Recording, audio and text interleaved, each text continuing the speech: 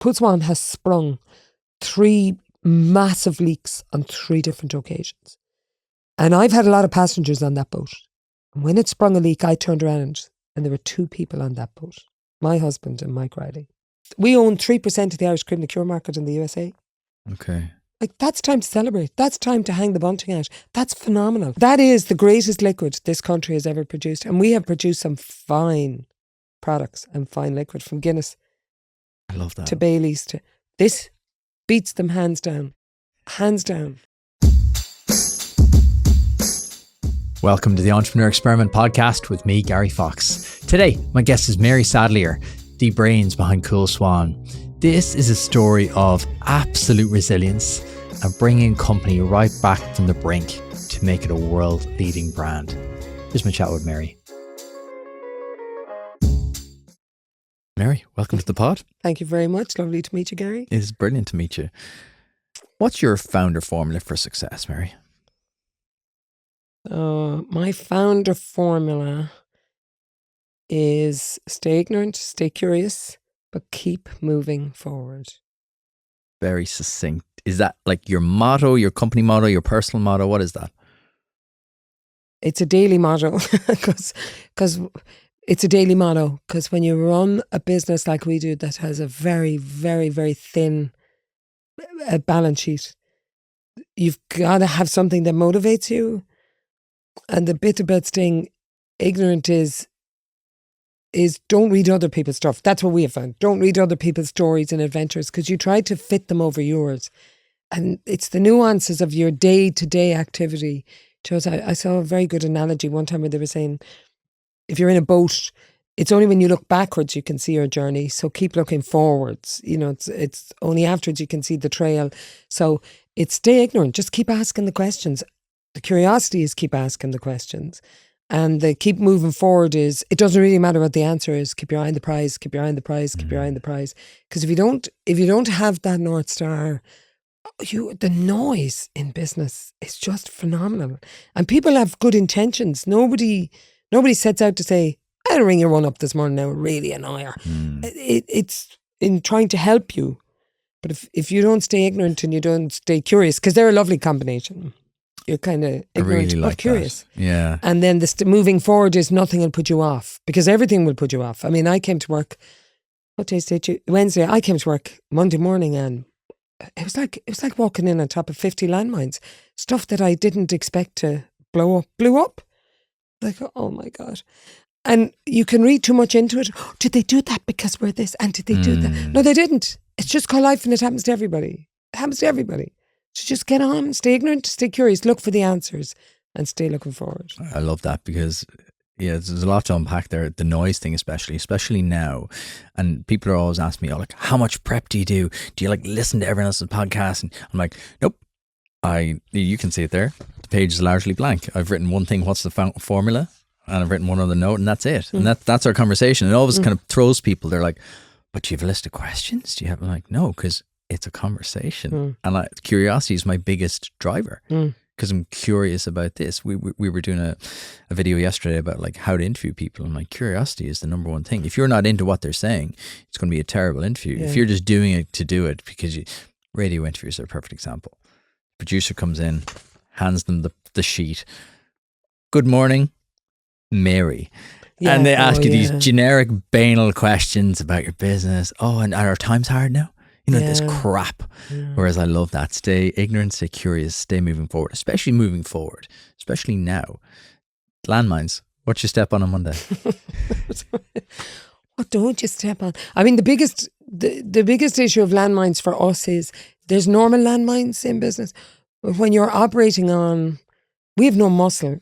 First of all, we're a single brand company in a portfolio brand market.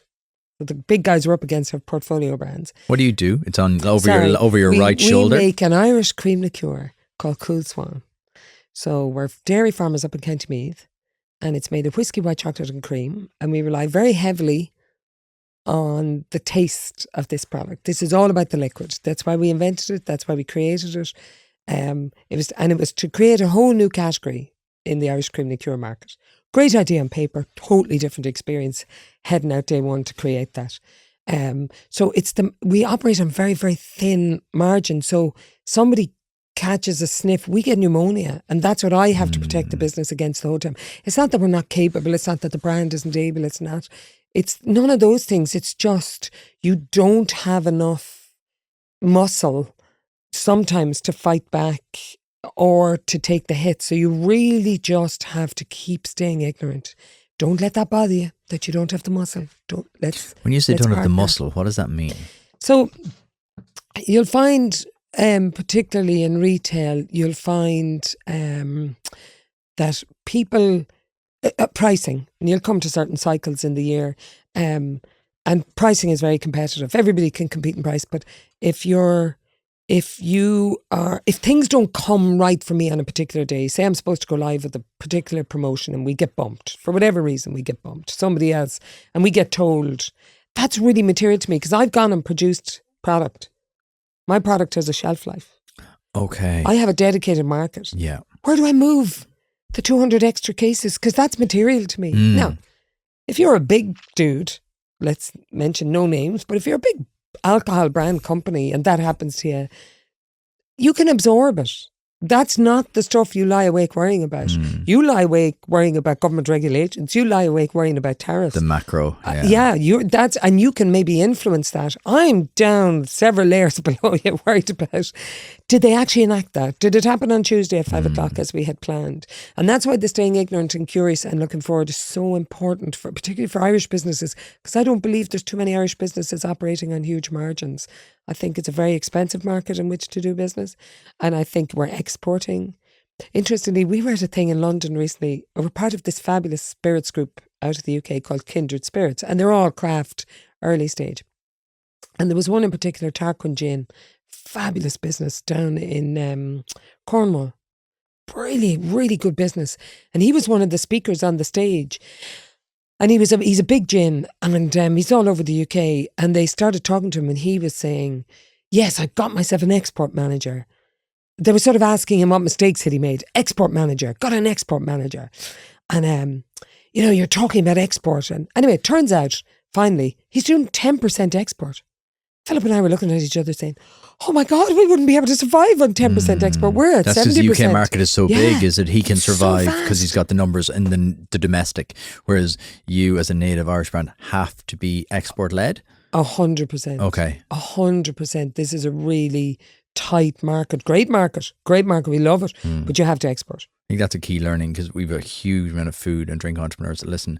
I think that's huge because a lot of people, obviously you start what you know, right? You start with thinking about Ireland, and we're all guilty of this. We kind of think, oh, this is our bubble and we'll start here, we'll get comfortable. I've been guilty of this with the podcast. So for you, if people are listening, they're like, oh, I'm going to start a brand, or I'm a young brand, they should be switching their focus. So where to? I would say to people, again, ignorant and curious, go to the UK. Brexit, go to the UK. Brexit is a great example for everything, isn't it? It's a great answer to go, what are you going to do? Throw your hands up in the air and go, Brexit. But it's so close. It's such a near market. And they're fabulous consumers, honestly. And they are rich. They have resources. And they really like Irish products. They have no difficulty. They're very different to us. We have an English distributor. We love him to pieces, but we'll hit a bump in the road. My distributor will say, all right, everybody, we got to build a bridge. We're like, no, we don't have time. We're going to burrow right through it. We're going to get to the other side. We'll be there in 48 hours. We're going to run through the water. We're going to do it. Come on. And they're looking at you thinking, is there something wrong with you? So that's the only, you have to temper yourself, but they do come with you. You just have to temper how you do it. But no, we love the UK market. Fabulous. Continental Europe is tough. It's very tough. It's still very language based. It's not as progressive as the UK and North America are very similar. So many variables as well, like language and even tastes in the country. The taste between northern Spain and southern Spain is completely different. Yeah, and they won't tell you where your product is. They won't give you results. They won't tell you the shops they're in. They're very clandestine. No. North America is the other one I'd look at. Alberta, I wouldn't go to, certainly with alcohol, I wouldn't go to Toronto. I wouldn't go to, where else wouldn't I go to? Ontario, that's Toronto. So but in, the US, Canada and the US. Canada's So in broken up. Canada, It's got Alberta. 7 provinces. Go to Alberta first, open market. And then I'd go to North America. And even in spite of what's going to come down the line in North America, it's still a vast market. It's a fabulous market. It takes courage and belief in yourself and your business idea to take the step to set up your own business. In the early stages, entrepreneurship can be a lonely road, even through milestone moments. Deciding to commit the idea you've been mulling over, learning, growing and developing your skills, building a team to help you along the way, and preparing to launch into new markets. Enterprise Ireland is there for all of those startup moments. From providing advice and guidance to new founders through our startup network, to pre-seed funding and early investment, we're here to help you bring your ambition to fruition. To find out how Enterprise Ireland can help you on your startup journey, visit enterprise-ireland.com. Before we dive into today's episode, I want to share a game changer for your business, Azure Communications. When it comes to print and marketing solutions, these folks, led by CEO Jenny Johnston, are the real deal. Whether you need an eye-catching brochure, sleek business cards, or a full-blown digital campaign, Azure Communications has you covered. They're not just about high-quality prints or digital campaigns, they're also about delivering great results. And here's the best part. Just for listeners of the Entrepreneur Experiment, you can get 20% off your first order. Just give them a call or go online and use the code FOX20. With personalized service and fast turnaround times, Azure Communications will help you make the impact your business deserves. Trust me, when it comes to making your brand stand out, Azure Communications is the provider of choice. Check them out at azurecom.ie, use code FOX20, elevate your marketing game today. Nostra, an Irish IT company, offers world-class managed IT services, cloud solutions, IT support, and more, all tailored to meet your business needs. So, whether you're streamlining operations or boosting productivity, their expert team is ready to help you. Visit nostra.ie or email info@nostra.ie to see how they can help solve your IT challenges today. Nothing is forever. This is the thing I think about. Like, nothing is forever. Oh, this, that, and the other for the next 4 years. 4 years goes by in a blink. Yeah. By the time you even have probably cracked half a state, everything's changed again. That's why I love the stay moving forward thing. Like, people put up so many barriers to their own success. How did you, I guess, go back to the very start. How did this all start? Because it's it's a niche of a niche. Okay, so I was left holding the baby. I guess that's different to what you asked me. How did it start, right? It started with 3 founders and a fabulous cream production gentleman by the name of Patsy McKevitt, who owns Terra Manufacturing. His son Sean runs it now up in Ballybur in County Cavan. And as I understand it, because I wasn't there at the inception, but Terra was the step-down facility for Bailey's, which was made in Nanger Road. But they did make Emmett's and other cream liqueurs. What's a step-down facility? What does that Just mean? in the event that something went wrong in Nanger, they could move production, so there wouldn't be a miss in the heartbeat of getting liquid to market. Right. So they could move production to Ballybur. That's what I understand. I may be contradicted, but I think I'm pretty on the mark. So the dudes who invented Coole Swan, Patsy had always wanted to create a premium liqueur, and the guys had come out, they were all ex-Bailey's people, and they'd come out of Bailey's, and there was no premium. Every other category has a premium. Vodka has a premium. Gin has a premium. Whiskey have premiums. Tequila have premiums. Rums have premiums. Beers even have premiums, right? The craft market. Cream liqueurs do not have a premium. So in 2006... So premium means like just a higher class, higher price product. A higher quality. Higher quality, because price and quality sadly do go hand in hand. You know, you do have to pay for that little bit extra, not ludicrous money, but you do have to pay. So they came up with this liquid, and Patsy made it. And I got involved more on the finance side. I was actually fundraising for them. And they won everything. It wasn't a week out of the blocks when I suppose the worst and best thing that happened to it was it won the San Francisco Award, which no other Irish brand had won at that stage. It won double gold, it won best in class, unreal.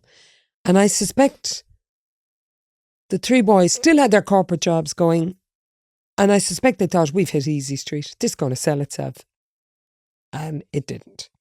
So I, in the meantime, had raised funds for them. And one of my investors, an American, good guy, very good guy, he's still involved in the business. he rang me and he said, I'm not happy. This isn't going right. In the meantime, I'd say the going got tough and it became more complicated than people had perceived it would be. And I ended up holding the baby. I looked around and the room was empty. And I said, here, hang on a second, where are you all gone? Wait now. And I was holding the baby. That mightn't be their take on it, but my view was I was left holding the baby to tidy up. There's quite a lot of debt and quite a lot of... To wrap it up, to take it effectively, out behind the barn and put one behind the ear. Yeah, but the testament to this liquid is it was not for being wrapped up. You were not going to put this baby in a corner. This baby was coming to market. And it has been, I am absolutely dedicated to it now.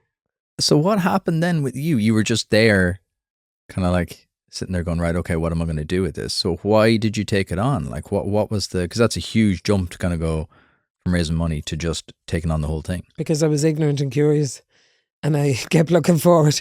Yeah, I don't know, maybe the universe, maybe just stupidity. I don't know, but like we had 3 small children, my husband was farming. I went home and said to him, I'm going to step in and do this. I came out of a corporate job. He said, go on, give it a lash. When was this? Words. My mum died sadly in June 2011.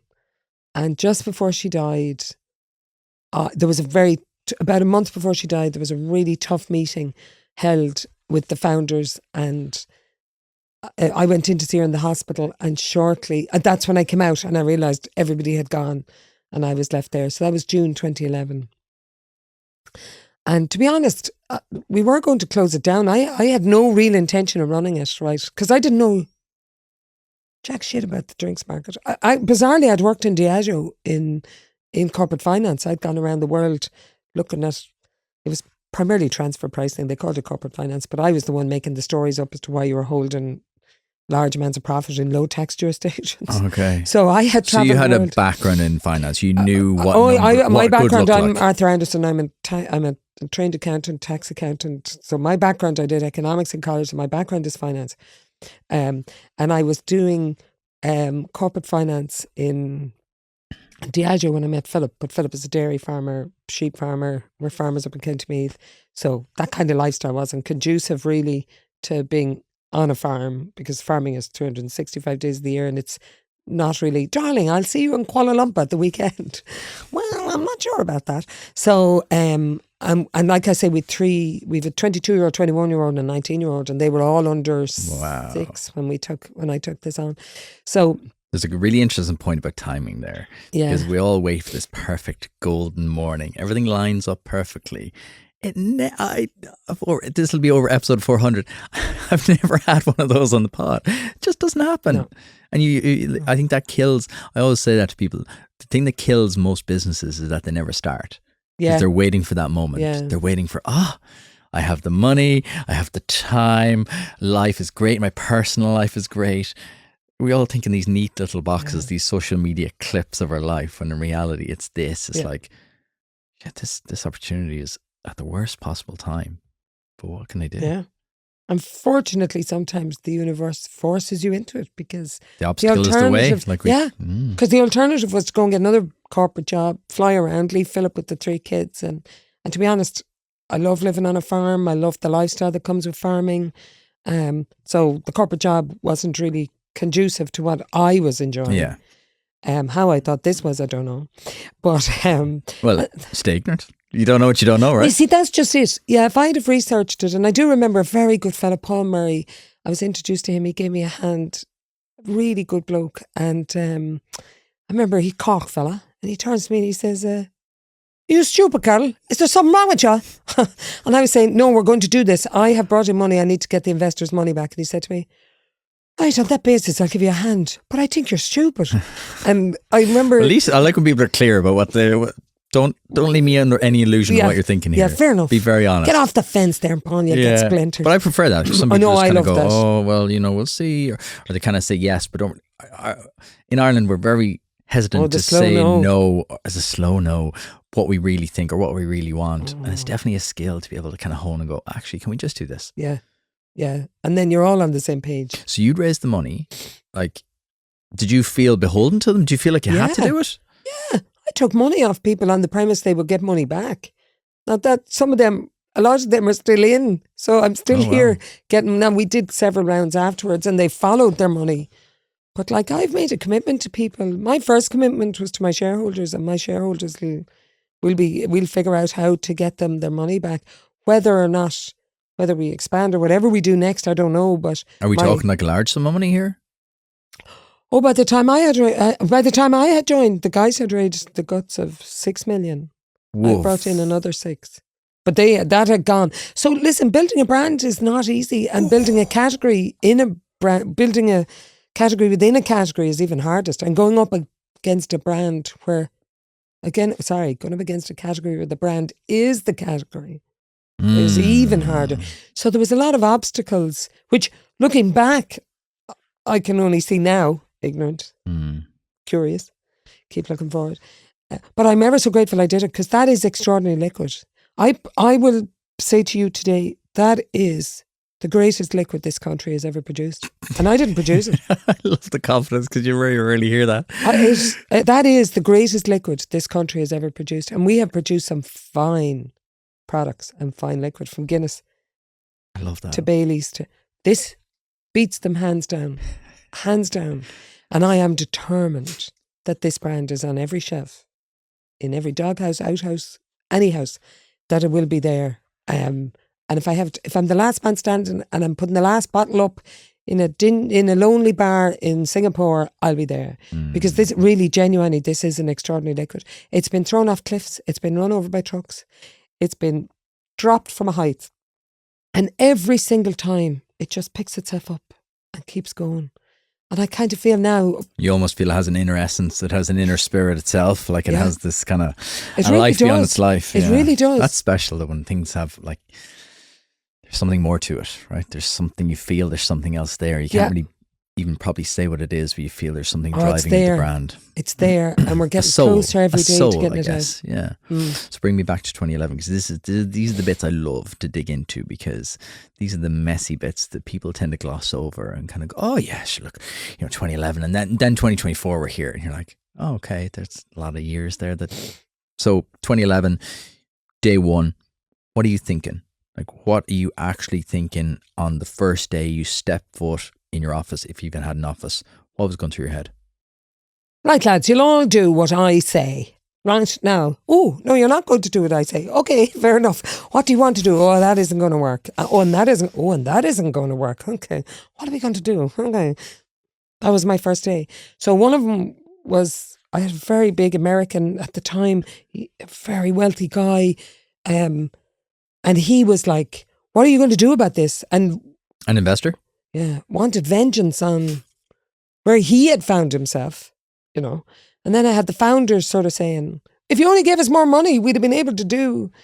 And you're like, guys, we don't even have a pattern to this jumper. What can we all just sit down and decide on the type of wool and the pattern that we need? No, okay, nobody wants to do that. So there's a complete separation of expectations between the investor, what they thought was going to happen, and the founders, what they thought was going to happen. And now you're kind of going, you have this kind of like mixed messaging going on. So had you just to reset everything? Yeah, totally. And it was torture. 5 years of my life, it was torture. It was torture, only that I have the most wonderful husband.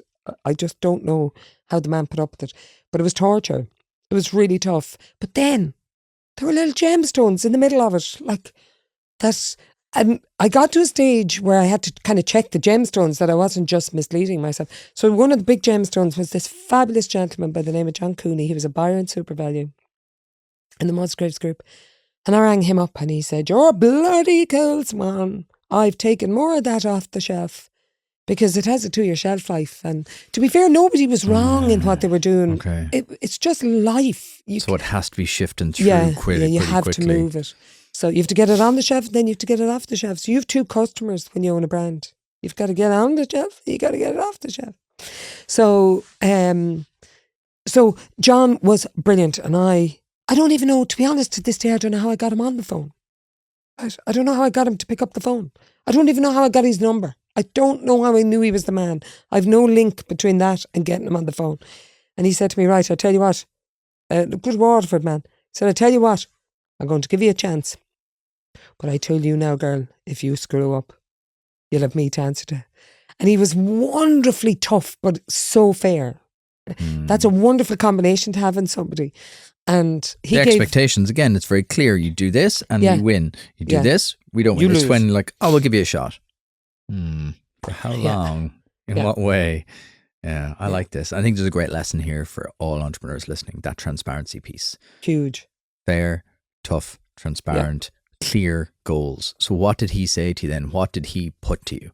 Now, you better move that stuff, because if it's sitting on my shelf and it's not moving, I will come after you personally, because I have got to talk to my super values to get it back in. Because he was telling me these stories.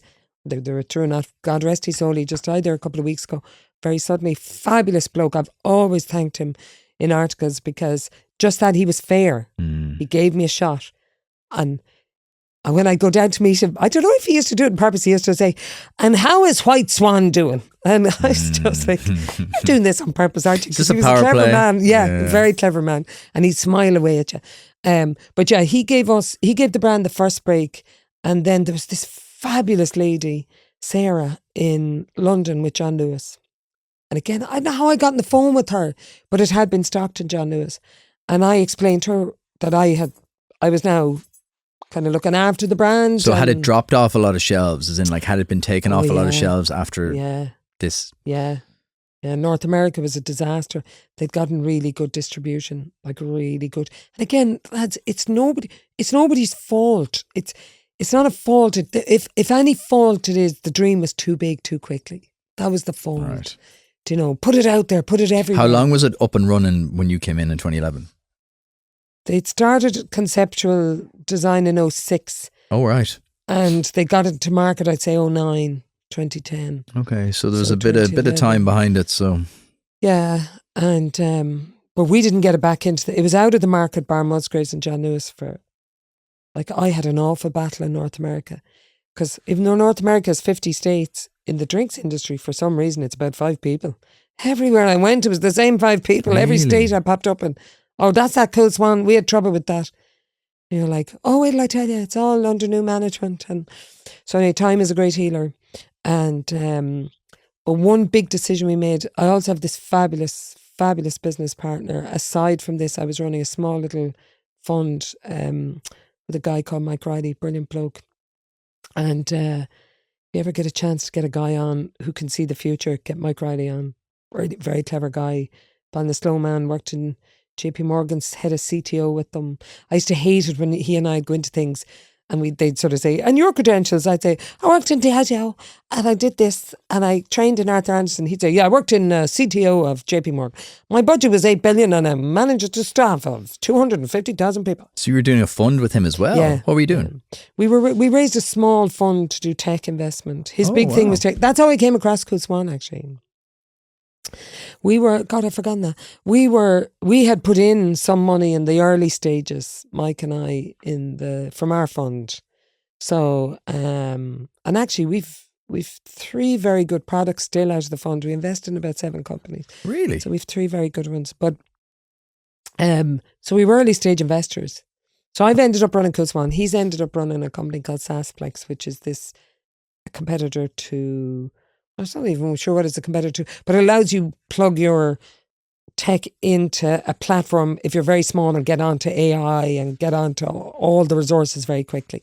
And then there was another 10CMS, another company, and that's worth billions now, but we own nothing of it. It's like a very small percentage. And So how much of a fund did you raise? 3 million. Okay. Yeah, So that was about three what, companies. the early 2010s? When was the Yeah, the fund? 2010. Okay. Yeah. Mike had just come home from the States and he and I had met at an Enterprise Ireland event, I'd say. I was mad keen to do something in the entrepreneurial space and Mike was equally keen. And so we set this up and 3 out of 7, not bad actually. It's a good hit rate. And one of them is worth $1 billion today. It's a play on Adobe. It's run out of London. It has a big, huge Silicon Valley investor behind it. We own a very small percentage of it. But Mike is a genius. I think Were he's you a investing genius. globally? No, just Irish companies. Oh, okay. just 3. And we stopped them when the fund ran out. We stopped. You both went into new things, or you were? No, well, I went into Coole, and he stayed. He's still very involved in US tech. I think he's in the top 0.00% of Mensa, and he was named there recently as one of the top technologists in the world by Forbes. Going to have to get him on. Really brilliant guy, unbelievable. Like Mike has told me stuff. He told me all about AI about 10 years ago, and I was like, "Oh, that's mad, Ted." You know, I was, "Oh, that's mad." In the Ted. future, we'll have flying cars. Yeah. I said, "That's mad, Ted." And then it arrives, and you're like, "That's what you told me about," but it feels totally normal. Yeah. Back then, it was like weirdo stuff. But actually, But I now think that's brilliant. Everyone suddenly thinks AI has just arrived in 12 months because it feels like that because everyone's talking about it. But like all technology takes way longer than we think. 40, 50, 60 We still don't have years. VR goggles. Like they're heralded for the last 20 years. Like stuff takes so long. Yeah. I think there's a big myth there. Oh, we missed the boat. We missed the boat. We missed the boat. Yeah. Stuff takes ages. Yeah, you might miss the commercial boat, and what you do sometimes miss in spaces is guys go in and they grab the market. Yes. Yeah. So yeah. now, but you see again, ignorance, stay curious. They grab the market, but they become so big, they now need to feed off the. Yeah. It's like you with Coole Swan. If you can just grab just 1% or 1% or 1%, you're like, that's €1 million business. Yeah. You know, so there's always other ways to look at it. Yeah. So you were doing the fund. You weren't idle. Like it's a mad one then to jump into Coole Swan. Mad. Because like managing a tech fund and having, that's probably a nice, straightforward, as it goes business. Yeah. Whereas then you're like, okay, I'm going to get into one of the hardest games in the world. Hardest. Honestly, it's layered is the problem. So we'll only have just gotten the product on the shelf. And then you've got to literally run around the front of the shop and get it off the shelf. So that's what I wanted. I wrote that down. I want to talk to you about that. So you have to get it on. So that's getting into distributors, Musgraves, Duns, all that kind of stuff. And then getting it off. How do you do that? That's a black art. How do you do it? So, Joe, when we started first, one of the most genius things we did was shows. For us, it's liquid on lips. If you can get liquid on lips and get people across the line. But overall, you have to just find out who you are. You have to find a tone. And that's why I love digital. I love social media. You can make a lot of mistakes, but trying to find your tone. If you're trying to find your tone in the Irish Times or a billboard or, the more traditional stuff, it's very expensive. So you put all your eggs in a big basket, and if it goes wrong, I'm back to thin balance sheets, and that's it. You could be out of business. Yeah. Digital is fantastic. You can fiddle away there in the background. You can decide on how to build your pipeline. You can spend 3 years on a very low budget putting 20 million into your pipeline, building awareness, and then you can start advertising to them. It's been one of the greatest redistributors of wealth. I would say overall, any invention in the world that's come around, from the fire to wheel to mortgages to the internet, it's all freeing up wealth. It's all taking out of the hands of, it's Robin Hood stuff, taking it out of the rich, giving it to the poor. Because there's no way we'd be still in the market if it wasn't for digital. Think about it. There's only X amount of billboards. There's only X amount of paper printed. There's only X amount of magazines. And, business is a dirty game. I play dirty. Everybody has to play kill or be killed. It's if you don't want to do that, don't go into business. Because, and I say that to my daughters the whole time, be kill or be killed. Don't have any other illusions. And by that, I don't mean you're going out the door with a rifle.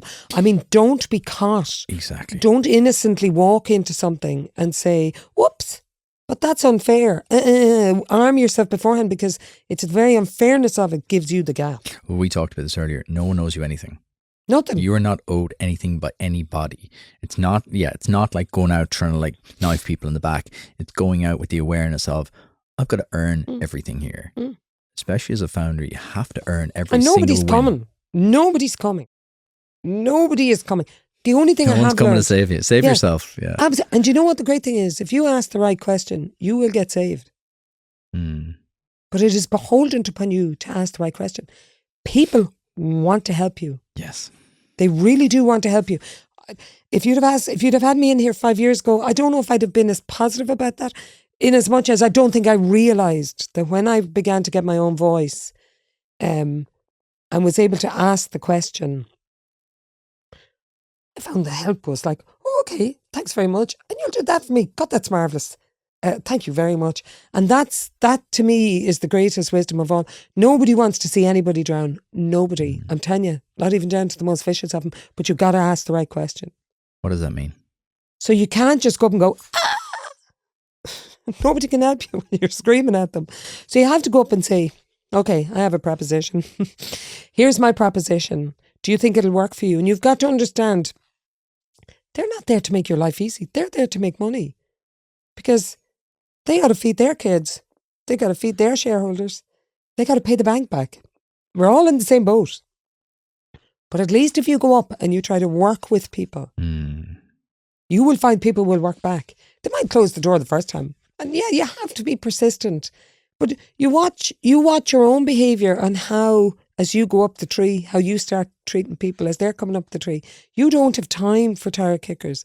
And, you know, our eldest girl learnt, I have 3 very phenomenal girls. My eldest girl is particularly phenomenal, but our eldest girl was learning life-saving. And she was about 11 or 12 and she was in the pool in Navan. And she'd got all her badges for swimming, so she decided she was going to do life-saving. And I remember being shocked by the advice when she was on her life-saving, which was, you don't jump in to save anybody if your life is in danger. And to me, the whole essence of life-saving was, you save that dude's life, you don't think about your own. Contraire, mon ami. So if the basic tenet of life-saving is you don't jump in if your life is threatened, why, when I am screaming hysterically at my bank manager, would he jump in to try and help me? I will drown him as well, or her. So why would I do that? Why would I, as the person looking... Now, if you come up to me and give me a reasoned proposition as to why I would tell you my life story, or why I would... See me, I'm here. I will tell you, because the proposition was correct, the format was correct, the offering was There's a value correct. exchange. Yeah, I always say exchange. everybody's got a boss. Yeah. Everybody. You know, and by that I don't mean, just, you know, if you're self-employed, obviously your boss is your customer. But when you think of it in those terms, going, what makes this person's life easier?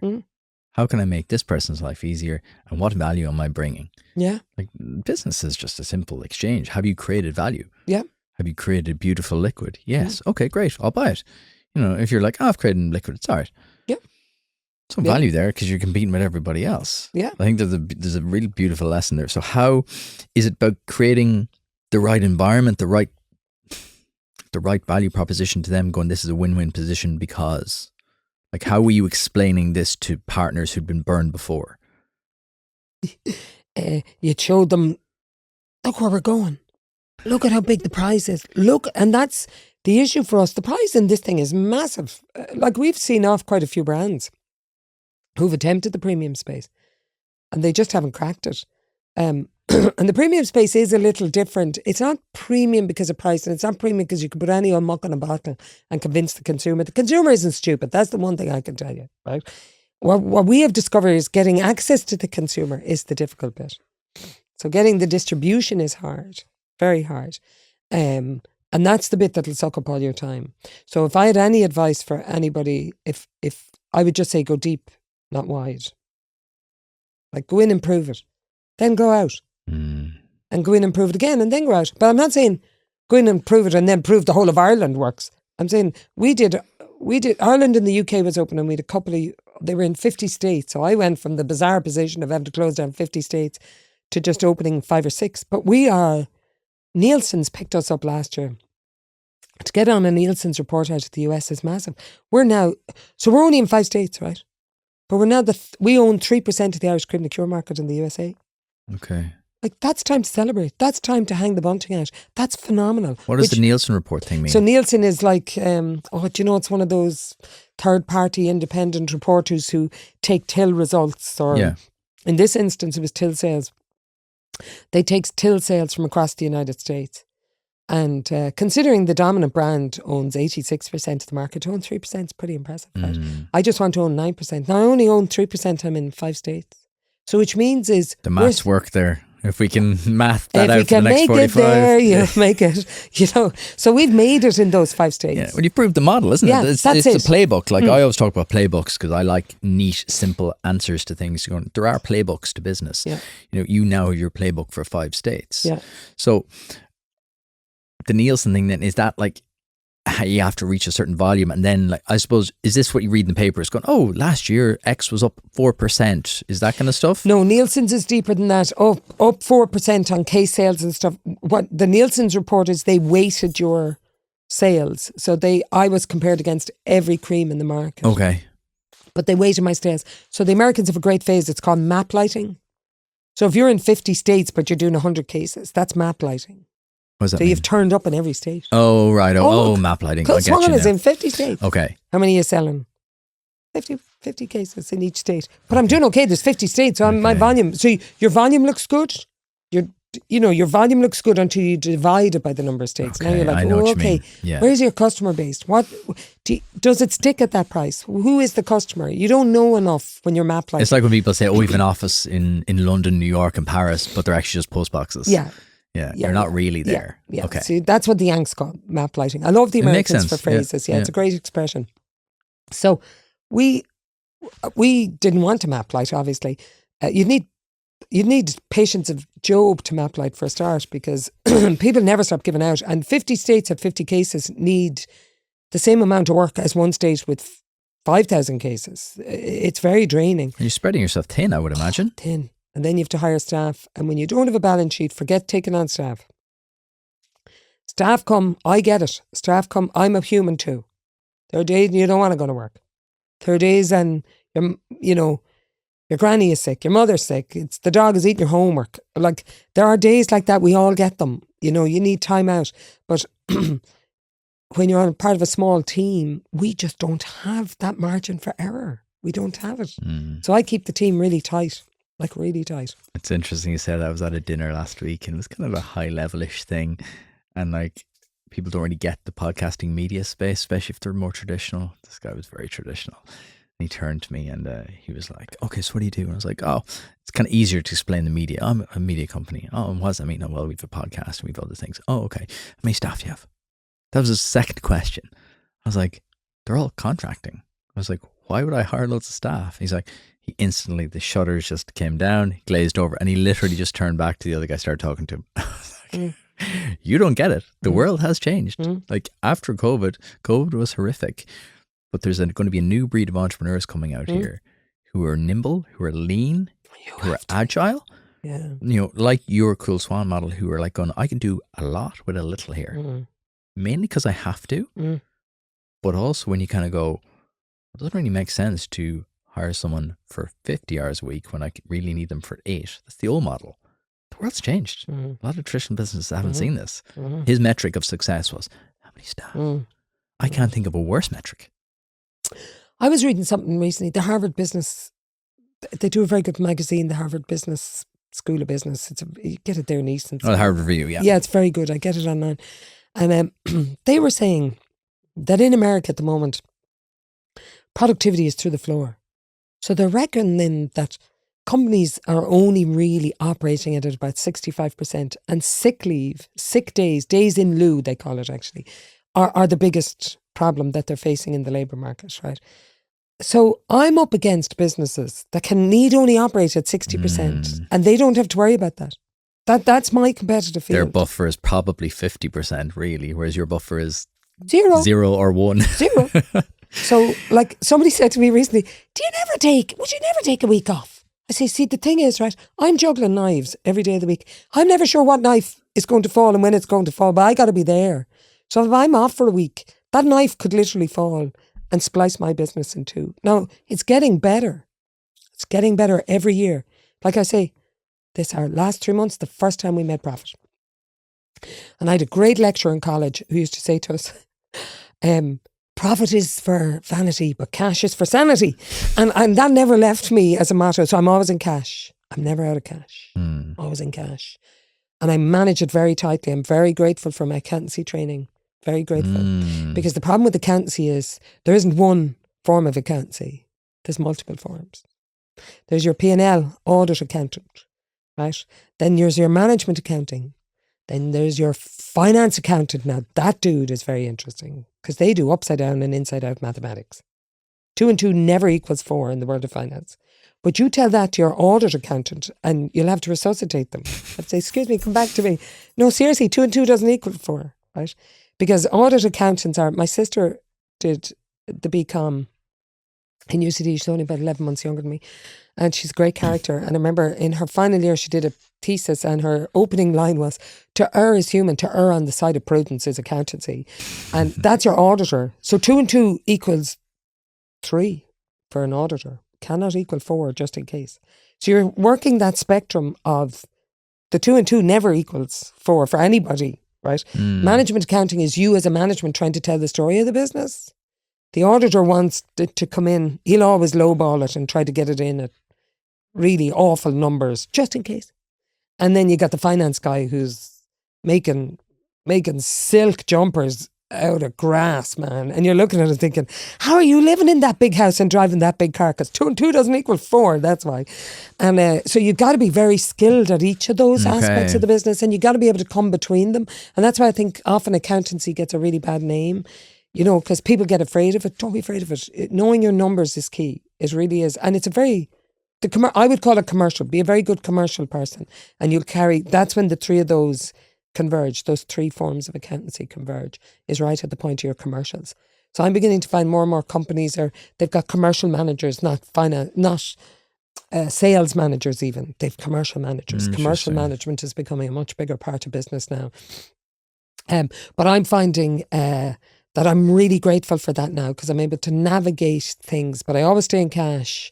But it is getting a bit easier, but it's a tough business. Being in business is a tough business. But don't be put off by it. It's fantastic. But if you're going in because you have this expectation, because that's the other thing I would say to people, if I regret something, and I'm not a regretter because I think I've learned from everything, is if I regret something, the one and only thing I would say I regret is going into work saying, yes, by Friday we will be here. Don't set stupid expectations. Just keep looking forward. Yeah, controllables. Yeah. It's that magic balance between setting really ambitious goals that drive you and push you, because not being too comfortable, but then also not kind of trying to go from 1 to 100 in like a month. But that's experience too, though, isn't it, Mary? It's experience, and it's also your business. You got to go with your business. Do you know? So if you had one North Star, it is don't run before you can walk. What's your North Star in Coole Swan? Keep your eye on the prize. The prize for this thing is just ludicrously big. What is it? It's a huge market. It's worth over 200 million a year. I mean, we've proven it. And now the exciting part of my job is, how do I get there? I finally carved open the opening. I'm right at the opening. And it's really exciting to kind of look at it and say, how do I get there? And we're beginning to do some fantastic stuff without extra budgets because our partners trust us. And that's the funny thing about business. There's tremendous trust. So while we have to get it on the shelf, if you can accept that getting it on the shelf, some guy has to take a risk on you. So it's not a matter of, I deserve to be on the shelf. This is the best liquid in town. Sorry. Does this face care? Will you make me money? Do you fit in with my overhead? And then you're often playing in the dark where they don't tell you what their overhead is, right? If you knew everybody's business model, you'd be minted tomorrow morning, because you'll always find a way in. There's always somewhere for you. I think it's interesting to just pick this apart a bit, because 2011, so you're at this, 13, nearly coming up on 14 years now? Yeah. And you're just saying, I can see the opening now. Yeah. How have you managed to survive and get to this point? Because I think if people looked at you from the outside, and I appreciate your frankness, because I think if people looked at you from the outside, me and Ben were just joking about this earlier, the veneer of success on the outside on social media, they see it on the shelf. Oh, Mary's made it. Oh, wow, Coole Swan is everywhere. People say to me, oh, you're everywhere. I'm like, yes and no. So people probably look at you and go, oh yeah, they made it. They're in. Because success is relative. If they see you in your local super value, that's success. Oh no, you're minted. Because they're in Ratzagar. But you're like, I want to be in like Arizona and Phoenix. So how have you managed to sustain not only the business but yourself? Because you said something there about not taking weeks off. How have you managed to sustain yourself?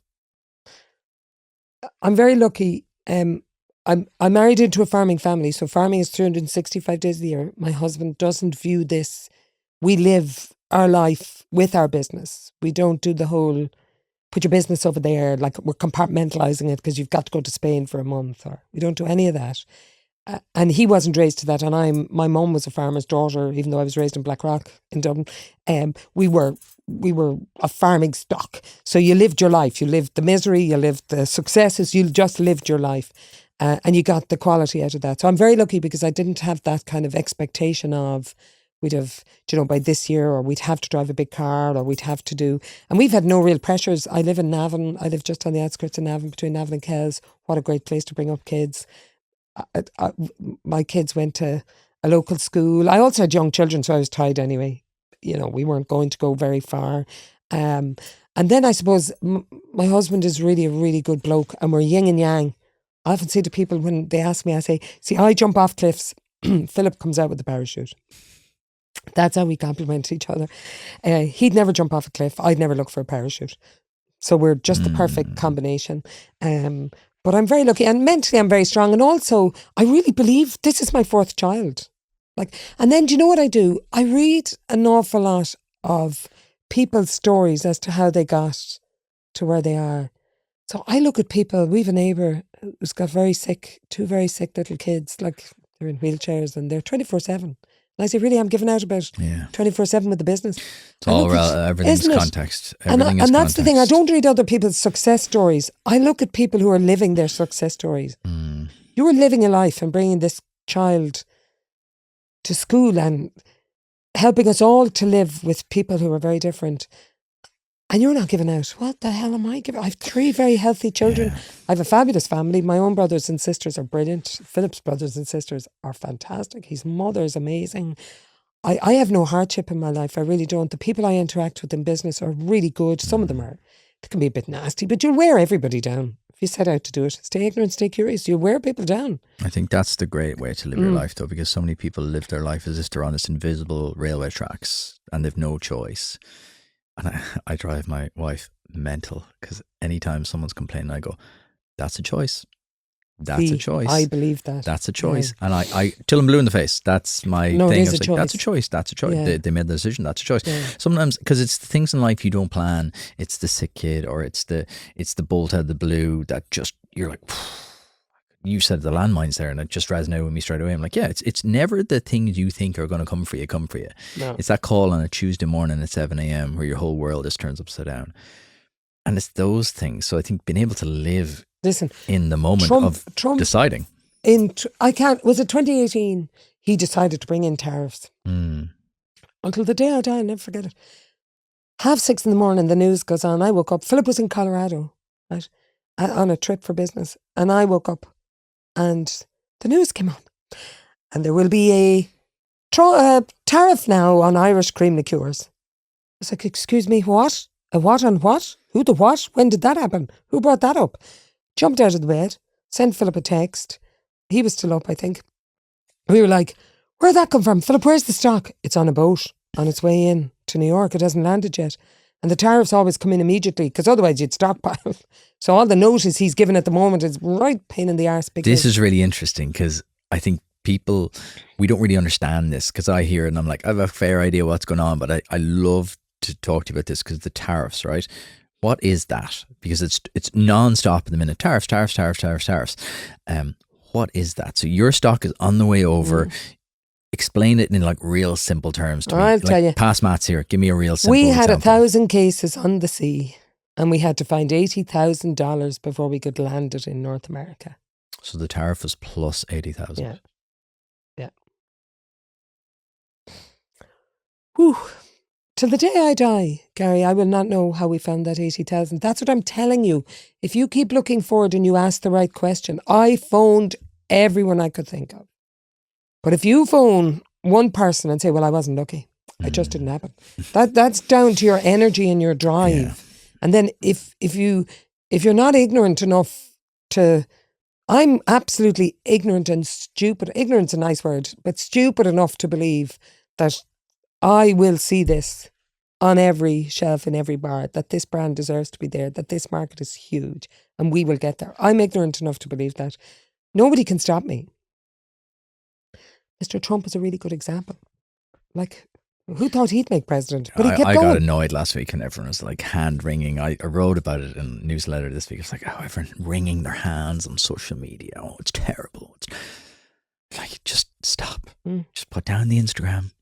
Just step away. What can you do today for yourself? That's it. I wrote a big long, like 800, 900,000 piece word on it. I was like, just stop looking at everyone else for the answers. Like, stop. And people are like moaning on social media. They're the same people who won't vote in the Irish election because they're all the same. You're like, you can't be just, it doesn't affect you. Yeah. Largely, And this is not going to affect you. affect. Exactly. May never So why are affect you you. spending hours out of your day worrying about something? I'm like, great that you have such little concern to bother you, that you don't actually have to like keep your business alive or bring us a kid to school or whatever it is. I just think there's a real sense of like entitlement that people are entitled to have like And you know the worst this of it is- imaginary candidate win. But you lose out so much on just living your life. Like, I have a great life, but my brain is going. I'm dealing with real questions every day of the week. I have tremendous energy from that. There's so much colour in this world, and you shut it down when you start engaging in the big picture of everybody else's problems. Like, I'll say to my girls, do you know there's a child in Syria at the moment who's watched their parents being burnt to the ground? They are taking across the desert at 8 years of age on their own. They will come to the UK potentially and possibly become one of the greatest neurosurgeons in the world. Now you tell me how that happens. How does that happen? Where's the playbook for that? I tell you how it happens. They take it step by step. They ask at each step to get the hand up to the next step. And on we go. I was in the sauna last week. And I go in there to chill, right? They're recovery sessions for me. I'm training in the morning. I'll try jump in the sauna in the evening if I can. I was sitting there. I went in and there was these three people having this big thing about Trump. And I just had my hands over my head like that. And I came back out and I came back in and your man turns to me and goes, and what do you think, huh? I said, it's very simple. I said, if you can do something about it, do. If you can't, shut the fuck up about it. Yeah. And he just laughs. He goes, yeah, fair enough. But and that was the end of the conversation. But there's shock and wisdom in that I don't think we're listening to. Yeah. Like, think about that kid that's going, that Ukrainian child, that child that's in a war-torn. You watch them on the TV. I've become neutral to it now. These bombs going off all over the place. You think of some of those kids that'll get out of Gaza and will end up being possibly looking after you in your old age, possibly the person you'll rely on, and you may never know their story. How did they get there? Yeah. How do they get from that to that? The great American dream. How do you do it? One step at a time, my friend, you do it. I think people need to experience the world a little bit more to go out. So I spent time in Syria and Beirut, and I've seen this firsthand. I've seen how people live in these camps, and I've spent time with them. And like, that's true understanding when you go there and see it through their eyes. When you're just like watching the news and you're like posting your thing on social media and changing your thing to a flag, I'm like, this virtue signaling thing. I was like, just do something about it for yourself. Start at home, save yourself before you save the world. I want to talk to you because I like to break it down into business, body and brain. You seem incredibly switched on in your brain in terms of energy and focus and drive. How do you balance the brain and the body in terms of the business? So like you seem very naturally driven, but can you break that down as to what do you do day to day to look after yourself, your brain, your body? Yeah, so outdoors. I'm always outdoors. Very lucky. Live in a farm, so I'm invariably out for some reason. But I'm always outdoors. Nature. Nature. Just look at a tree. Forest bathing. Yeah, it really is. It's unbelievable. I remember a very good friend of mine, Joe Cagney, when we were in college together, he did science, and when we were in college together, Jerry used to say, we'd sit out by the water, and he'd say to me, water's really positive, really important for well-being. And he said it's because there's always free negative ions floating off the water, and if you're feeling negative, they combine together to make a positive. And I think that's why I'm drawn hugely to water. So we live on a river, my husband and I do the Boyne twice a week. What do you mean? We walk it, or we run it. It's a beautiful walk just outside Navan. But the Boyne is an extraordinary river. I mean, it's the basis of most Irish folklore, from the knowledge, or the salmon of knowledge, the children of Lear. They're all centred around the Boyne. But so I'm always outdoors. Every morning I'm out for an hour for a walk. I wouldn't miss it. It's for my mental health. If I have a chance to walk somewhere, I'll park the car and walk. I'll walk. I walk. I talk. I don't keep my opinions in. I have my children worn ragged.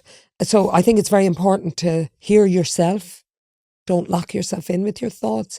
Yeah. If I garden, I love my garden.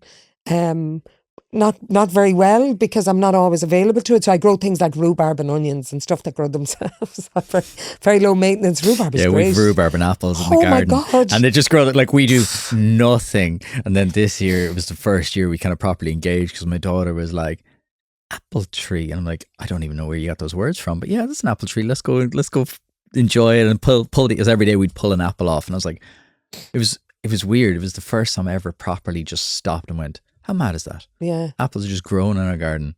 Now, thank God they need zero maintenance because they wouldn't survive otherwise. They wouldn't live. Yeah, no, Philip is he's a great horticulturalist. I hit the rhubarb with the strimmer more often than I actually go and pull it. Man, gooseberries, rhubarb, anything that takes off on its own, it's welcome in my garden. I grow a lot of beetroot, garlic and things that just, once you plant them, they're done. So nature, movement, yeah. Talking, getting it out there. And I don't eat a lot. I'm not a big grubber. I don't like big meals. I don't indulge. I'm not a big grubber. So you feel better on less? Is it little and often? Yeah, I do. I do way better with as little. I don't not eat, but I'm not a big meal person. I don't eat sandwiches. I don't eat, and not because of any moral obligation for them. I used to say, when I was younger, I say, eating is cheating. So in as much as, I don't know whether it was you slow yourself down, but I'm fortunate I don't need a lot, but I eat very clean. But that's just totally, now I have we have a great chipper locally, and when I go into Mary, I don't eat clean there, but she's brilliant. But I eat clean and I stay very engaged in my community. And not in any kind of, I'm up there at the front of everything. It's just, I'm out and about and I make sure I'm in the town. I meet the traders. We swap stories. It's one of the biggest indicators of long life is a positive community. Yeah, engagement and a positive community is one of the biggest. Like all these studies come out, and you kind of have to take some of them with a pinch of salt. But it's kind of the common logic of like, yeah, that makes sense. I might connect to where I am. And it's one thing I realised when we live in a rural parish, right? So I used to bring. I have girls, so we up until recently, believe it or not, there was no women's GA. I have a 22-year-old and a 21-year-old. There was no women's GA for them. My 19-year-old was just getting it. So we used to go to mass with them. And people say, what are you going to mass for? I'd say, so my girls know who their neighbours are. There's no other way they would know. Because we're not down at the GA pitch. We're not down at the... So you need an anchor, You do, and I think we threw out a lot in our community and we owe a lot to things like the GA. Communities are very important. I wouldn't underestimate the power of them. And the more we urbanise, the more we fracturise that community piece, you know. And the community will protect the environment because that's... I have a real bugbear about this constant blaming of cows and animals for, listen, concrete is, if we're going to blame bigger something, problems in the world than farming. But it's because it's an easy target though. You know? Yeah, and farmers are individuals. They're not they don't have a collective voice, and I get it. People always want a bogeyman. That's what I think. I'd agree with you. People want a bogeyman. They want to point at that one thing and go, wrong. Wrong. Right. Wrong. Yeah. People want very simple solutions to very complex problems. Yeah. And the climate is, without a doubt, the perfect example of that. Yeah. And all our solutions are totally wrong. And I say to my girls, listen, the world was once covered in ice. Of course it's heating up. Like, you don't have to be a rocket scientist to believe that, right? But you know, I saw a thing recently on National Geographic where one of those forest fires in California, and it had ripped through, annihilated the red oaks or the red cedars, the sequoia trees had been burnt. And then National Geographic did this kind of sequencing of the growth in the 3 years immediately afterwards. And the environment came back lusher, richer. You sometimes think, how much of this is us preserving the way we live rather than preserving the environment? The humans always go in and interfere with environments that have been there. And then we're kind of, it's like when you look at like Florida and stuff, you're kind of going, all those kind of floods and stuff and have always happened, and hurricanes have always happened. It's just that we've now moved into their way. And these ones, I read this great book recently and it was talking about statistics, and it was like, you know, once in a lifetime things happen every day. And I was like, it framed, phrase. It framed it perfectly because they're like, think of the millions of people, think of everyone's lifetime, think of this one mad thing that happens every day. Now multiply that by 6-7 billion. You're like, yeah, actually, when you just step back. Yeah. But I think It's because we are now connected to everything. So social media is unbelievably good. I think it's. But I think it might go back to a point you were making earlier, which is we're almost too engaged in the bigger stuff. Like, that's exactly what I was going to say, is that we know everything now. Yeah. We know when there's an earthquake in Taiwan. We know when there's this like massive flood in like Miami. People are engaged going, oh my God, this hurricane. And everyone's like watching 24-hour news, watching on TikTok. It happened in real time. No matter what happens in the world now, you can go to TikTok and someone will videoed it. And like, it's this mad environment whereby we live in this like media world whereby we now can see everything. We can see everything happening in real time. And I think it's just skewed our impression of things getting worse. Everything's worse. 100%. Lifespan is way longer. Standard of living, way longer. Even in Ireland, we talked to this off camera. It's through the roof. Like, and there is, look, I'm not saying there isn't problems, but when if freeze frame now and go back 20 years, 30 years, they wouldn't recognize Ireland. No. Like, I'm 41 now, not exactly ancient, but like when you go back 30 years, like my parents, that would have been a completely different Ireland. I'm in my 50s. You go back to our time, like, do you know, our Black Rock used to close for religious events. Like the whole village would close. Shops used to close on a Sunday. Nothing was open. I remember only for Dunn's doors, I'm not sure there would have been a child in the country dressed. $9.99. Wasn't that the cleverest pricing model? Because it was really, you were still using the word 9. Yeah. You hadn't gone to 10. You're $9.99. Yeah. It's just the cleverest thing to do. So yeah, the world has changed, but that's why you need, because it hasn't really, and that's why you need to stay ignorant, curious, and stay going forward, because it hasn't really changed. I have a real gripe with that sentence. People say, in this day and age, sorry, but your man back in the cave was at the height of modernity at that time. It's all relevant. It's context. Everything's relevant. Really like we is. talked Like about before the wheel, people were saying, at this day and age, how could you imagine that happening?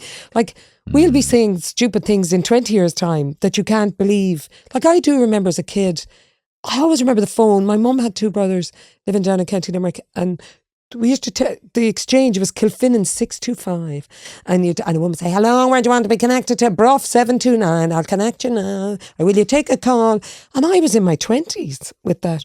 And then I remember do you remember those American movies? They'd be able to go around the house with a cable on the phone. They'd be able to have the phone in the kitchen. Oh yeah, the big long extension, the Sopranos and stuff. Yeah, oh my God! Or he did the little aerial one. Yeah, yeah. Then that was the next one. My father yeah. came home from the UK Portable with one of them, and you could pick it up and walk around the house. It wasn't the phone in the freezing cold hall. And then it was the mobile phone. Can I just tell you, that all happened without me losing a moment's sleep, without me being concerned about what was going to happen to the oceans. Humans are the most adaptable thing in the world. Yeah. Mobile Stop phone, worrying. 2008, running 2024 now. Yeah. We'll all be okay. And ask for help. Frame your question. Think about the question. Think about what you're looking for. Ask for help. Because it's there. I'm telling you now, I don't know where we got the 80 grand. I don't know how I got from 2011 to 2014. I don't know how I got on Nielsen's report this year. I don't know how any of those things happen. All I know is I stayed ignorant, I stayed extremely curious, and I kept moving forward. That's all I can tell you was the consistent theme in how we got to where we are today. And I cannot complain about where we are today. So what does the next couple of years, we've just talked about, you can never really predict, but you obviously clearly have a plan. What's the next couple of years looking like for Coole Swan? We've only just formulated this plan. We used to write our numbers with big numbers. You know, we're going to get here. So we were writing the dream. We were writing the ultimate size of the market and thinking we could get there in 4 or 5 years. That became a really frustrating path because there was no reason, same with anybody, there was no reason you don't get there because there's 100 reasons you don't get there. Like the guy didn't call you back on Tuesday and you lost 3 weeks, or you overproduced and now you had to sell through this so you lost a year, or COVID hit, and there's 100 reasons why that things don't work for you at that given time. But the bigger, if you treat life, my brother-in-law said to me once, if you treat life like an elephant, he said, don't eat it all at once, or treat a problem like an elephant. And it's really good advice, you know. Yeah, break it down bit by bit. And so when we started... Do you say that's the secret to your success? It's like these little tiny chunks every day. Yeah, that I can control. Do you know, I'll go back today now and I know I have my Christmas volume sold in. Now, I will, before the week is out, be told of an opportunity where I could sell yet another 1,000 cases. I say, thanks very much, and I close the door. And I say, I have my volume sold. Is it moving off the shelf? And where's my volume for H2? That's all I'll do. And in my volume for H2, I'll start saying, let's not conquer the world. Let's make what we're doing so wildly profitable that we will have a bit of a cushion, okay? And we're close to that now. But the bit that I'm now beginning to see that I didn't factor in when I decided to make this wildly profitable was suddenly you've got credibility. And with credibility comes doors opening and people saying, would you like? So we opened Illinois this year. Binny's is their biggest distributor. But Binny's, through sheer weight of demand from the customer, needed to get Coole Swan in. Binny's needed to get Coole Swan on the shelf. So I get a phone call. I was like, no, thank you. I don't need Illinois. It's not in my plan. No. What do you need to get in here? I need the following 3 things. I got given them. I was like, okay, that's weird. That's weird, but I'm going with it. So we supply, because we have the infrastructure. I have the infrastructure built, right? So that's a case of, what does the perfect outcome look for here? Ask for the perfect outcome. If you get that, great. If not, maybe it's a no for now. Is that how you think about it? I think about it as I have a plan to live within my means and to be the best I can be at that. And I've discovered, now we have a really good base, so don't get me wrong, I couldn't have started from here. We had to invest. There was noise we had to get over to dislodge 1 row of cream liqueurs to get us on the shelf takes so much work. Because this is real estate. They're giving you real estate, right? One thing retailers don't like doing is taking you on and off a shelf. They don't like taking out brands and putting in new brands. And remember, we're not an on-trade brand, which is where most alcohol is built. What does on-trade mean? The bars, where you drink it on the premise. Okay, so you're only sold in... We're off. You take it off retail. Home. Yeah, you drink it off the premise. So... why is that? Just because the category had built that way. So I was in a restaurant on Friday and I said to the guy, a Michelin star restaurant, I said, you don't have Coole Swan. He said, to be honest, we don't have a huge demand for cream liqueurs. I also had a situation where I'm trying to get on an airline and they were like, we had to discontinue the world's most popular cream liqueur because nobody was buying it. Yeah, because you can't drink it. So you can drink ours though. So, is it very seasonal?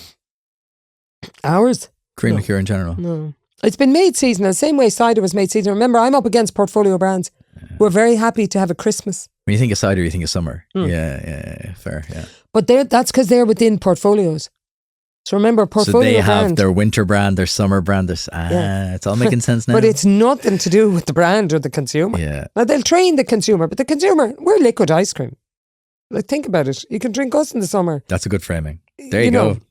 There's the I'll tell you, better campaign. framing. I was standing in Dublin Airport a couple of weeks back and a man, I was at the stand. I was on my way to London. I was at the stand and a man comes up and tips me on the shoulder. And I turned around and he said, very respectable gentleman. He said to me, you ever tasted that? And I said... You were standing in front of your stand? Yeah. And I said, I just said, no, is it good? Liquid cocaine. That's what that is. Okay. Liquid cocaine. And he took 2 bottles. No way. And I thought, yeah, okay, whatever you're having yourself. Unreal. I said, I won't take that in marketing, but... yeah, liquid ice cream will probably get you... Yeah, liquid ice cream. Instagram will probably accept that a little bit more. Yeah, definitely. I wouldn't get the cocaine on it. No, so my job now is to really maximize what we have and to allow the doors to open and to not disturb the momentum we've built, to really just keep on at the momentum we've built. Compounding take over. But be very careful. Don't push the momentum. And it's trying to get that balance right is what I'm at now. Is that feel? Feel, yeah. Feel, gut. And hold it, go. It really is. And don't be afraid. Don't be afraid. And just don't wear big boots. Don't start getting stupid. Like, don't start getting arrogant. Don't start thinking you know everything. Be ignorant. Stay curious. And the curiosity piece is the most interesting bit because you've ever seen I remember once somebody saying to me, you should live your life like a 5-year-old in a Batman suit. Have you ever seen them at the traffic lights with their parents? They're like jumping and they're like, life's great. And they see a leaf and they're like, oh my God, Mommy, it's a leaf. It's like you with your daughter in the apple tree. Yeah. And like, if you can see the world like that, that is what the world is like. The rest of the noise. If you choose it, right? If you choose it, and I think it's blocking out noise. It is, it is. But kids are great like noise. that because she has really reframed how I think about things in a really cheesy way. But like you forget about these things. Everything becomes normal. Yeah. Like I've said this to people recently is that one of the beauty about having a young child is that you see things for the first time again. Yeah. You've seen things a million times and you get to experience things for the first time again. And I'm loving that. I'm loving that, experiencing things for the first time again through her eyes because, you know, we took her to like a Man United match and they were like, oh, she won't remember. And I was like, yes, but I'll remember I took her. Yeah. I'll remember I took her to this. I'll remember we did this. And keeping that going throughout her life is like, yes. And actually, as they get older, there's the stories they love. Oh, I remember when you did this. Do you, Mammy? And was I really like that? Yes, I remember it.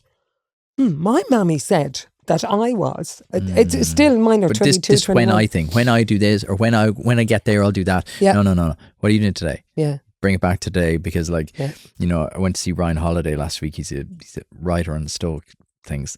And he was saying, you know, memento mori, remember you'll leave this earth. Yeah. And I was like, and then he's like, not in a gloomy way. Yeah. In a more of like, be here today, be here right now, be here in this seat, just having this conversation. But looking forward, because that was the one I struggled with. Because I'm good at that bit of God. You know, I could be in a nursing home one day. So don't short valve what you're at here. Don't short fuse it. This is good, right? And then I think, but how do you balance that with having to plan? And that's just keep looking forward. Don't look back. Only look back to congratulate yourself. To say, shit, and I could have done it differently, but I didn't. Exactly. And I'm here now. You can beat yourself up all and the time. let's see where we go. And I think that, you know, keeps the body and mind very healthy. You don't get me wrong, you do get days. I have to tell you, there was one Monday there, 2 Mondays before the American election, I thought, if Trump gets back in, what are we going to do? He's said he's going to put on tariffs. And the bit I don't like about Trump, I have 101 things I don't like. I think the problem is he's going to be, you know, even the clock that doesn't work is right twice a day, right? I think he's going to be right on a few things. I just think he is. But what I don't like is the ideology he's laying behind him, which is that toxic, I'm going to call it masculinity, but it's in women as much as it's in men. I know what you're saying. There's a toxicity that he brings with the party. Yeah. You know, an awful kind of, it's your fault. No, it's your fault. And that, I don't like that bit. And that bit I'm more concerned about. But on that day I was thinking, what am I going to do when the tariffs come in? But fortunately, I went out for a walk and I spoke to a mate of mine and I read something in the newspaper. I watched something in Gaza and I thought, Mary, now shut up. If that person can survive their house, how do these people survive their houses being blown to smithereens and living on the street and going in these caravans through the desert? Your man now telling them to go south and then go east and then go west. These people all pack up and go. How do you not end up in a mental asylum? And if they don't end up there, I won't end up there. So I'll keep moving. Very few things are made worse by going for a walk or a workout. I always think of that as like, if you can get out and work out or get out and have a walk or a run, very rarely, never, do you come back and go, I feel worse. Yeah. Never. And it's outdoors. I have to tell you, I can't do an indoor gym. Also, I have a very short retention span. So I don't often do things that are very repetitive. So walking is great because you can repeat it. You can do different walks. That busy founder brain. Yeah. Mad. I'd hate to live inside that head of mine. We're going to do a quick fire round. Okay. What book would you recommend every entrepreneur should read? None. Fiction. Read as much fiction as you can get your hands on. Don't read any business books. What's your favourite fiction book? Or what genre do you love? Oh, Gabriel Garcia Marquez. I don't like the heat. I don't do well in the heat, but I will read anything that's Latin America or Indian. I'm into Japanese stuff lately. I love that stuff. What was the name? Give me the name. Loving anything with Garcia Marquez. Gabriel Garcia Marquez. Loving the Time of Cholera. Loving the Time of Cholera. That's definitely a new recommendation. Oh my God. Oh, he's loads. I've just finished one of his, The Colonel. they're dripping with heat. They just drip with dust and heat and parched earth, and I love it. Don't know why. What's something you had to learn the hard way? Patience. What have you sacrificed to achieve your success? 14 years of my life. Yeah. But if you talk about it as a sacrifice, what have I got out of it has been triple the sacrifice. But yes, 14 years of my life. What would you do today if I give you 10 million euro? I take more risks in the business, because 100 million euro will not get me to where this brand needs to be. Not me. Because remember, I'm a single brand. So put a really good way of thinking of this is, I have to build the M50 to get one brand going. You can't do that. So 10 million wouldn't help the business, but 10 million would take the farm out of the business. It would take our personal life out of the business. I would take more risks. I would be down the path faster. I like that answer. I'm going to give you 1 million. You can only invest it in one person or one company, not yourself. Who is it? I have 3 daughters.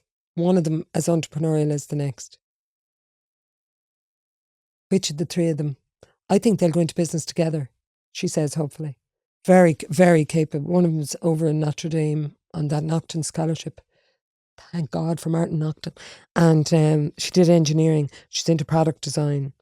The eldest girl is a genius. She's just, she's a genius. And the youngest little one is literary. She's doing philosophy and English. Fabulous writer. Good mix there. 3 co-founders with a good mix of background. So you give the 1 million to the 3 of them. Yeah. Okay. They'd certainly make 50 million out of it. If you'd start again in 2024, what business would you build?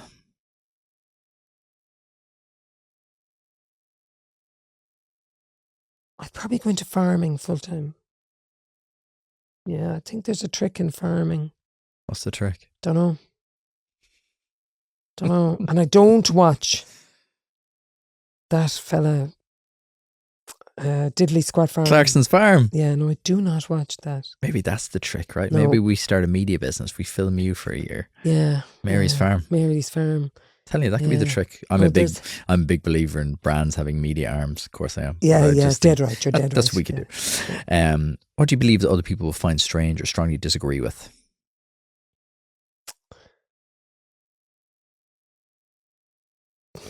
There's no rights without responsibilities.